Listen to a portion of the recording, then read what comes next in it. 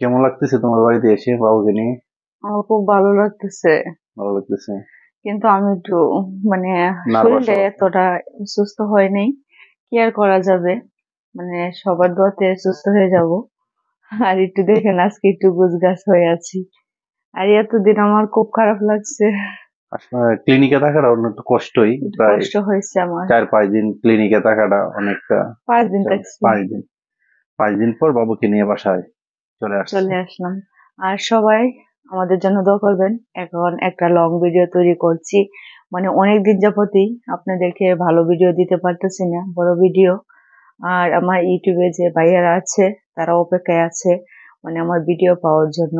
আমি অনেকদিন যাবত কাজ করতেছি, বুঝতে পারছেন? এই জন্যই বলতেছি আমার প্রিয় ভাইদের বোনদের।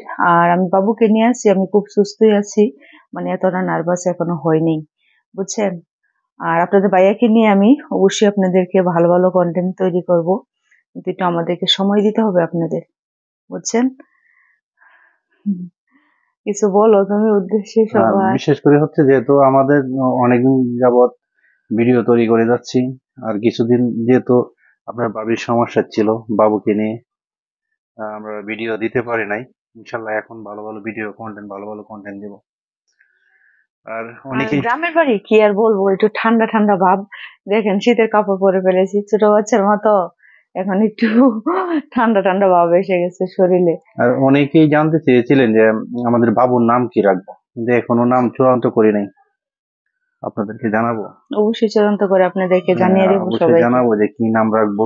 হ্যাঁ, আর আপনাদের সিদ্ধান্তই চূড়ান্ত সিদ্ধান্ত হবে। আপনারা অনেক নাম কমেন্ট করেছেন।